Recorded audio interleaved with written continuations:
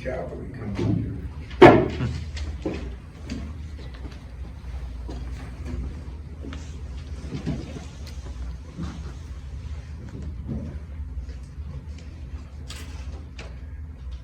Which one of you won't turn the ball over once they start at 2:30 on Saturday afternoon?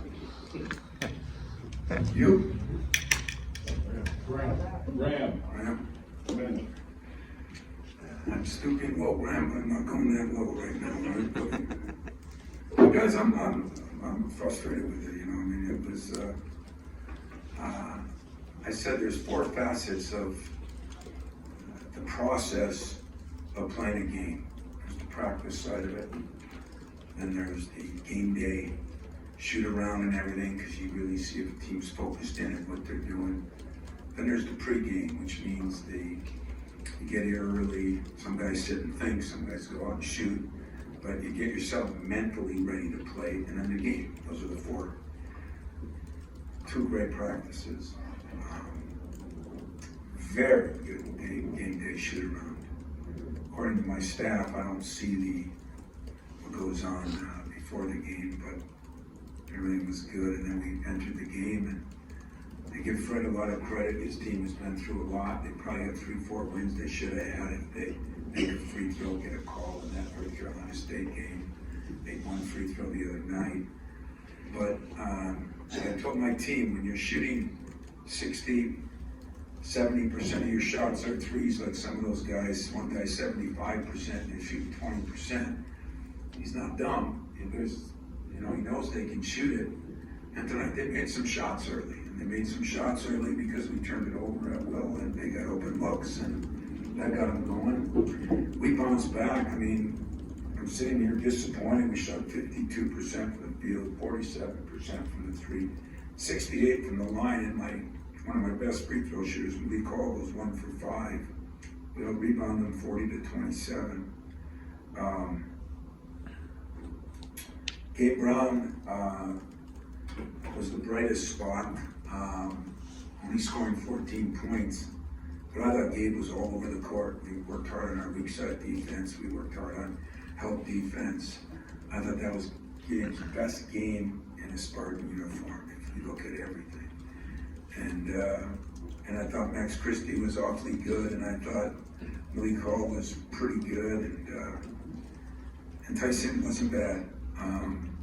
I looked for a shot a little bit more, and then we kind of drifted down a little bit. So I don't know. I don't want to say any more until I look at the film, but the eye test wasn't very good, and it's disappointing, because what you do as a coach is you try to look at your practices, you try to get a feel for your team and the practices and the day of the game shoot around. I told the team that after, sometimes you don't practice well and you play your tail off. Sometimes you do practice well and you don't play well. But you kind of hope now 14, 15 games, 13 games into it, with one of the best starts in Michigan State history, be mature enough, but we're lacking a little bit of that, and I got to do a better job, and we just got to do a better job taking care of the ball. We take care of the ball and make a couple of free throws. There were probably a lot of positive things. They shot 45%, but how many of those were on turnovers for touchdowns? So questions? It's great when you can complain after a win. Tom, in all your years, some of these turnovers, especially, we had 3 or 4 in a row, has anything puzzled you anymore?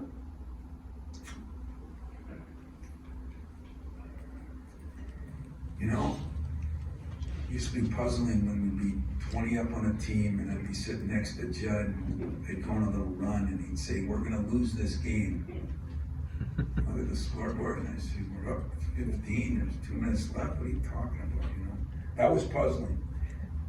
That was 28 years ago.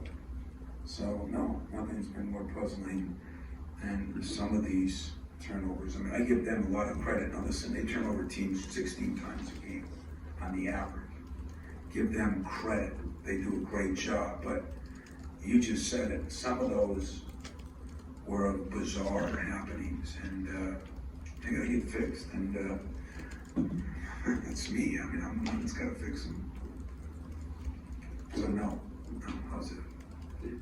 There were some really lackadaisical turnovers, probably the best way to describe it, but there also was the energy and intensity on the boards, maybe, that you guys haven't had, particularly the offensive class. How much did that keep you guys in it when all that was going the other way? Guys, there were some good things we did. I mean, the ball moved. We at times, just the offensive rebounding. What did we have? Only 11, but I think we scored second chance points. We got 16 points. Times the fast break was okay. I didn't think we broke as well as we've been. I thought our defense, believe it or not, was pretty good. They had a couple of shots late. They would have shot 20-something from the three. But I just thought that, so I thought there were some positives. I mean, I don't know if we shot 52-47 this year in a game. That's encouraging. But you get 56 shots.